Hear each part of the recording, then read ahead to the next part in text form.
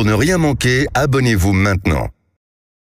Les vraies voix Sud Radio, le grand débat du jour. 84% des dirigeants d'entreprises étrangères implantées dans l'Hexagone estiment que le pays est redevenu attractif. La France grimpe les marches du podium des pays européens qui accueillent le plus d'entreprises étrangères. Les investissements étrangers en France, c'est d'abord des investissements européens. Un investissement sur 5 vient aussi des États-Unis. Alors les investissements étrangers, c'est quoi? C'est des usines, mais pas seulement. C'est aussi des banques, des services divers, des entrepôts logistiques. La France est très bien située géographiquement pour attirer les entreprises étrangères qui veulent se déployer en Europe.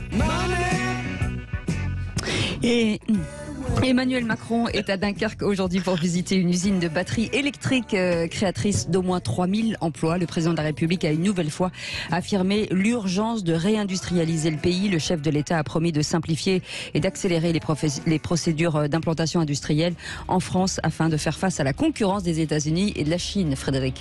Que dit-il? Réindustrialiser la France, c'est créer du pouvoir d'achat, financer notre modèle social, réduire le déficit du commerce extérieur. Et le président de la République s'appuie sur une bonne dynamique. La France attire les grandes entreprises, elle séduit les investisseurs étrangers. Pour la 4e année consécutive, tenez-vous bien, nous sommes leaders sur le continent européen pour l'attractivité économique. D'où la question, Cécile. Absolument. La France fait-elle encore rêver les grandes entreprises? Pour l'instant, vous dites non à 90%. Avec notre numéro de téléphone 0826 300 300 et notre invité ce soir, Éric Delenoy, qui est avec nous. Bonsoir, merci d'être avec nous, économiste et président fondateur de Tenzing Conseil. Merci d'être là. Philippe Bilger, l'attractivité de la France, réindustrialisée, c'est ce qu'on attendait depuis très longtemps et on a l'impression que finalement que ça se catapulte avec l'écologie. Oui, alors il y a quelque chose de surprenant et dont je m'accable peut-être moi-même. J'avais le sentiment qu'Emmanuel Macron ne tirait jamais les leçons de crise ou de catastrophe sur la santé, par exemple. On n'avait pas l'impression qu'il avait réellement remis en marche tout ce qui n'allait pas. Sur l'industrialisation, il en a parlé. J'avais l'impression que, comme toujours, avec beaucoup d'habileté, il récupérait ce qui lui avait été imposé, donc il n'avait pas tiré les conséquences. Et pourtant, et je termine là-dessus, il faut croire que l'analyse que vous venez de communiquer montre qu'il y a une effectivité du succès de la France et que peut-être derrière cette politique qui apparaît parfois trop contrastée, trop simultanée, ambiguë, il y a des résultats. C'est une question que je pose. Et bizarrement, je trouve que dans ce pays, il y a plein de problèmes, il y a des manifs sans arrêt, il y a quand même des difficultés qui s'accumulent depuis des années, depuis les Gilets jaunes notamment, mais c'est vrai qu'il y a une résilience. Et j'ai l'impression que c'est en fait dû d'une certaine façon aux difficultés qu'on a. C'est-à-dire que les difficultés, c'est notamment des dépenses publiques très importantes, je sais pas, on pourrait dire des inégalités, on pourrait parler de plein de sujets différents, mais en même temps, ça sert de matelas amortisseur. Et en économie, c'est vrai que c'est quelque chose d'assez important. On voit que l'épisode du Covid, peu importe quel est l'argument, quels sont les arguments qu'on a là-dessus, quel est le jugement qu'on en tire quelques années après, mais c'est vrai que toutes les aides ont quand même permis aux entreprises et à pas mal de ménages de survivre, en tout cas pour le gros des bataillons, et donc derrière de pouvoir continuer et reprendre, on pourrait dire, une activité économique normale. Alors que dans d'autres pays, c'est le cas avec l'Angleterre évidemment pour le Brexit notamment, mais aussi qui a subi les effets de la crise du Covid plus durement. Donc on est résilient, on résiste aux crises, même si on va peut-être plus lentement que les autres. Non mais c'est ce que je disais il y a 15 jours. Il se passe des choses bien en France. Il n'y a pas que des manifestations, des casseroles. Donc c'est un fait. La France est un pays qui attire les investisseurs étrangers. Il ne faut pas oublier non plus que la région Île-de-France, c'est je crois la première région européenne qui a même dépassé la région du Grand Londres en matière d'investissement. L'Île-de-France, oui, numéro 1. Si je ne me trompe pas, exactement. Il y a pourtant des handicaps au niveau de l'économie française et au niveau de l'attirance des investisseurs, des investisseurs étrangers. Enfin, la France a quand même une fiscalité qui est quand même très prenante et il y a aussi quand même un manque, je dirais, de souplesse dans le droit du travail qui pourrait quand même décourager les investisseurs étrangers. Mais il y a d'autres avantages dont on reparlera maintenant avec notre invité tout à l'heure, qui a des choses à dire. Donc moi, je trouve que c'est un fait. Et il ne faut pas oublier non plus qu'Emmanuel Macron,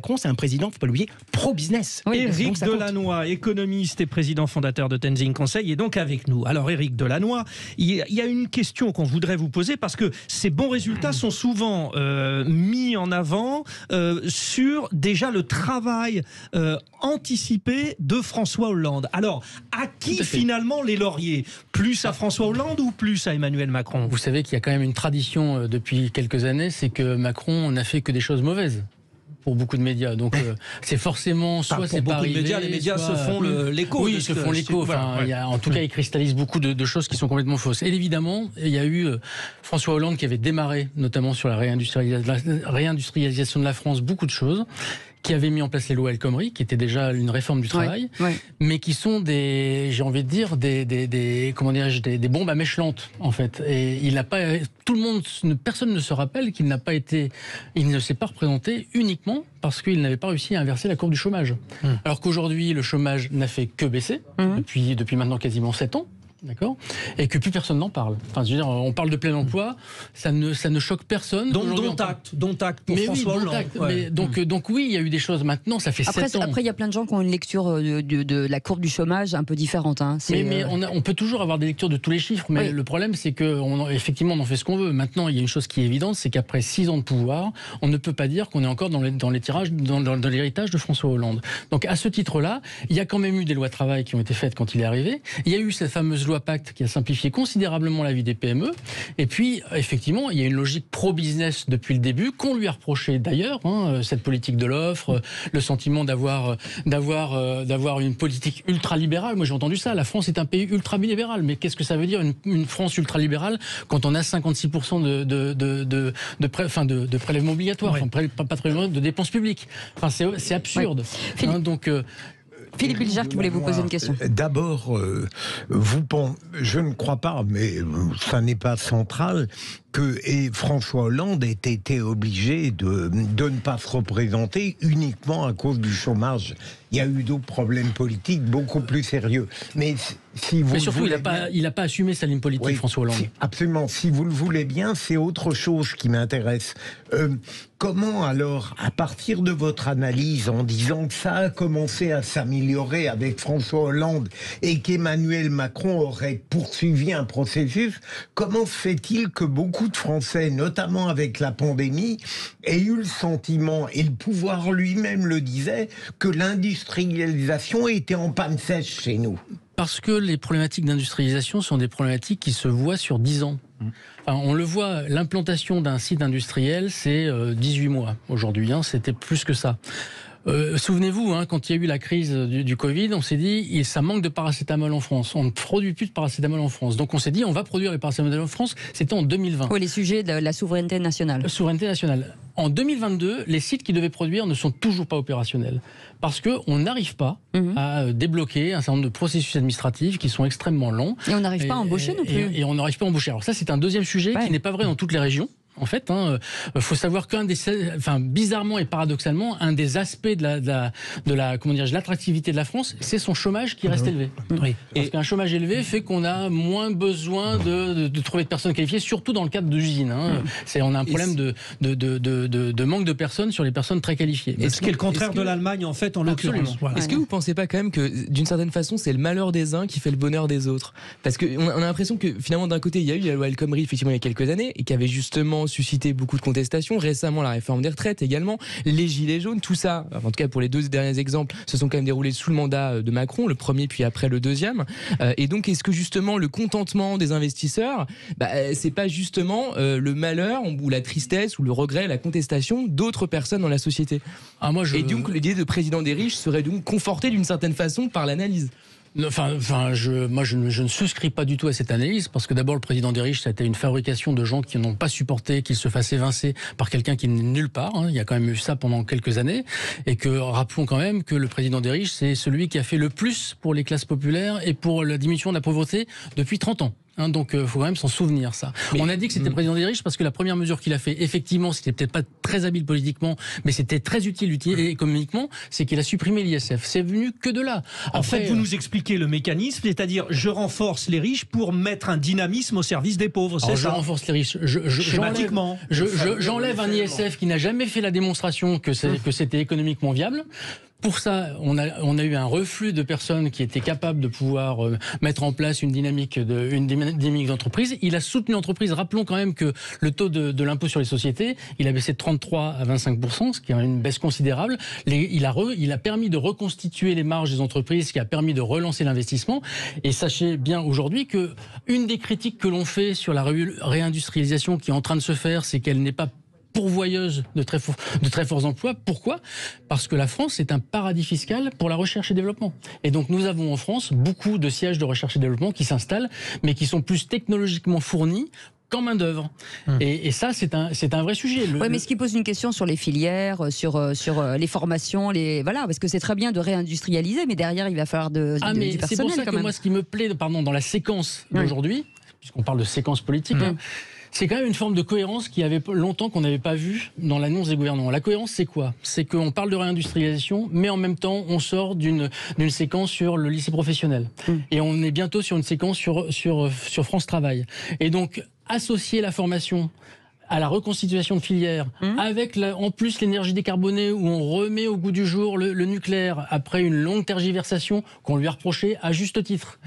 Le nucléaire qui provoque de l'énergie décarbonée, qui intéresse les investisseurs étrangers, est un facteur clé d'attractivité de la France. Avant d'aller au 0826 300 300, René Chiche. Alors, je suis tout à fait d'accord avec vous sur le taux de chômage. Effectivement, l'Allemagne ayant moins de chômeurs qu'en France, attire moins visiblement les investisseurs étrangers.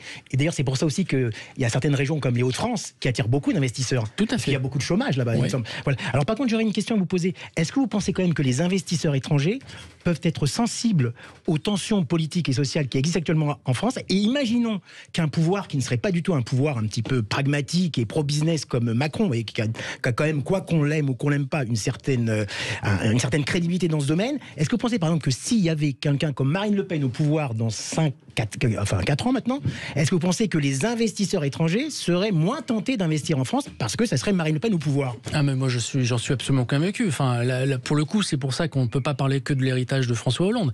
Emmanuel Macron a mis en place une dynamique business et incarné la dynamique business. Marine Le Pen n'incarne rien de tout ça. Enfin, je veux dire, faut quand même le voir. Donc, moi, je suis convaincu que pour 2 raisons majeures, il y aurait un effondrement de l'attractivité de la France. Première raison, c'est effectivement le sentiment que c'est quelqu'un qui n'y connaît rien au phénomène économique et qui ne va pas rassurer sur la cohérence fiscale, la cohérence business des sujets. Et la deuxième raison, c'est que ça va tellement faire peur aux investisseurs qu'on va avoir une hausse des taux considérable avec une prime de risque qui sera payée sur la dette et qui fait que ça va provoquer un vrai problème en termes de soutenabilité des dépenses publiques. Ça serait pareil si c'était Mélenchon, non ? Ah oui. Allez, 0826 300 300, Hector est avec nous. Hector voulait réagir. Ah oui, non, je ne suis pas un grand spécialiste de l'économie, mais j'entends parler. Bonjour à vous déjà, vous avez l'air très calé en économie, mais bon, vous brandissez un peu l'espèce de marotte en disant « Ah, si c'est Marine Le Pen ou autre chose qui est président, on va payer, vous avez dit quoi, on va payer les risques, on va jouer sur nos taux d'intérêt ». Ça veut dire quoi ? C'est-à-dire que le peuple français est soumis en fait à une politique des taux d'intérêt qui va nous être imposée par qui en fait ? Enfin, allez, réponse d'Éric Delannoy. Ah non, pour continuer, allez-y. J'ai pas fini. Allez-y, Hector. Je suis pas du tout un spécialiste, mais au bout d'un moment, ça fait combien d'années que la France est soi-disant gérée par des économistes ? Et là, en fait, on nous dit, on va continuer à gérer avec des économistes, avec le succès qu'on a. On parle de réindustrialisation, d'accord, du moment que ça garantisse notre indépendance nationale. Évidemment, les batteries, les semi-conducteurs, ça c'est important. Mais je pense qu'il serait bon aussi de faire de l'industrie un peu plus lourde, voire même, pourquoi pas dans le secteur de l'armement, on ne fabrique plus une seule cartouche en France pour nos forces armées. Vrai, et je suis ancien militaire ayant connu le front.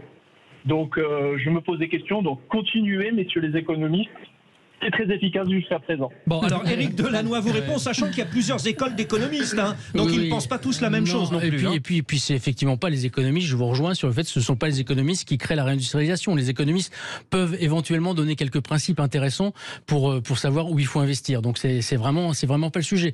En revanche, sur la première question, sur la problématique des taux d'intérêt, effectivement, la France, 70% de la dette de la France est détenue par des investisseurs étrangers. Il est bien évident que si on a des taux d'intérêt qui augmentent parce que les investisseurs demandent des garanties, et les garanties en économie, ça veut dire des taux d'intérêt élevés, eh ben, on aura beaucoup de mal à avoir des finances publiques qui soient soutenables. Et ça va poser des vrais problèmes de trajectoire budgétaire et économique. Ça, c'est le premier point. Le deuxième point, vous avez raison sur l'industrie lourde et sur l'industrie. Le problème de l'industrie lourde, il est double. D'abord, ça demande énormément de temps pour les mettre en place, et ensuite, ça demande des compétences qu'on n'a plus. Une des raisons pour lesquelles on a du mal à redémarrer la filière nucléaire, qui est un des axes clés, sur lequel, en plus, on a été un champion mondial sur la filière nucléaire. Mais c'est parce qu'on ne trouve pas de soudeurs. Des soudeurs. Ouais. Parce qu'une soudure dans une centrale nucléaire, ça n'a pas la même conséquence en termes de sécurité que sur n'importe quelle autre industrie. Il y a un besoin énorme de compétences dans les industries nouvelles. Voilà, absolument. D'où la nécessité de mettre en place un plan autour de la formation, notamment la réforme du lycée professionnel qui est annoncée, et c'est pour ça que je parlais d'une séquence assez cohérente dans ce qui est annoncé aujourd'hui. Mais... Allez, 0826 300 300, je crois qu'il y a encore quelqu'un qui voulait réagir. Bonsoir. Bonsoir. Bienvenue, je n'ai pas votre prénom, pardon. Jean-Paul. Jean-Paul, bienvenue Bonsoir. sur Sud Radio. Et vous appelez d'où, Jean-Paul? D'Agen. Agen. Voilà. Allez-y, question. Alors, question, voilà, je voudrais simplement réagir par rapport aux chiffres du chômage. Parce que je viens de, justement, au début de l'année, je me suis retrouvé, mon entreprise a été en liquidation. Et la personne de Pôle emploi m'a dit que les personnes qui étaient en liquidation, on était dans un CSP, un truc spécial de Pôle emploi, on n'était pas comptabilisé dans le chômage. Donc le chômage peut baisser, mais quand on voit toutes les entreprises qui ferment et que le chômage baisse, j'ai du mal à saisir, moi. Ah, c'est pour ça que je disais, ça dépend de la lecture qu'on a du chômage. Ou de la lecture qu'on a, ou de la lecture qu'on nous donne. Oui, c'est ça, c'est ça. Tom ? Moi, de manière générale, je me demande si c'est viable, effectivement, parce que là, Macron, il est en place, il est peut-être pro-business, etc. Mais effectivement, d'un autre côté, il y a quand même un délitement de la société, on le voit avec la réforme des retraites qui quand même hystérise beaucoup les débats. Et surtout, prenez même des exemples très concrets du milieu même du business, comme Fichte qui récemment a dégradé la note de la France en disant qu'il y avait notamment une instabilité politique. Moi, je me demande effectivement si c'est vraiment pertinent sur le long terme, parce qu'à un moment donné, même si on fait des réformes qui entre guillemets sont pro-business, vont dans le bon sens pour les affaires, si la société n'est pas d'accord avec ça, sur le long terme, personne n'y sera gagnant, et notamment justement les investisseurs. Notre économiste Éric Delannoy. Très vite. Quand on dit que la société n'est pas d'accord, il y a un vrai problème de déclassement dans les régions notamment, que seule la réindustrialisation peut amener à limiter. Enfin, une des raisons pour lesquelles aujourd'hui il y a une forme de désespérance, c'est qu'il n'y a plus d'usines, il n'y a plus de boulot, il n'y a que des services publics. Il y a encore des services publics qui disparaissent et qui fonctionnent mal. Donc la seule manière de redonner de l'espérance à des Français qui n'en ont plus aujourd'hui, c'est de leur donner du boulot là où ils sont, donc de réindustrialiser. Ça oui, mais est-ce qu'on est capable de donner vite fait du boulot à des gens qui n'ont pas été formés? Parce que entre les boulots d'hier et les boulots de demain, il y a toute une frange de la population. Qu'est-ce qu'on va en faire? C'est pour ça que ça prend du temps. Il n'y a pas de solution magique, sinon ça aurait été fait. C'est la raison pour laquelle la réforme France Travail va être mise en place, qui consiste à mettre en place une réforme la plus efficace possible pour répondre aux nouveaux besoins des entreprises. Donc, et quant au chiffre du chômage, le problème de ce que dit votre interlocuteur, c'est que cette erreur-là, elle existe depuis toujours. Donc en fait, ce qui est intéressant, c'est de voir l'évolution sur des problématiques qui existent, qui sont toujours les mêmes. La comptabilité n'a pas changé. Et que donc on voit que les chiffres, avec les mêmes erreurs, sont quand même meilleurs. Merci en tout cas. C'est bien l'économiste clair, quand même. C'est bien. Ça, c'est merci. C'était très intéressant. Voilà. C'est bien la première fois. Économiste et président fondateur de Tenzing Conseil. Vous restez avec nous dans un instant. Le Kikadi Show, les amis. Ouais. Avec plaisir.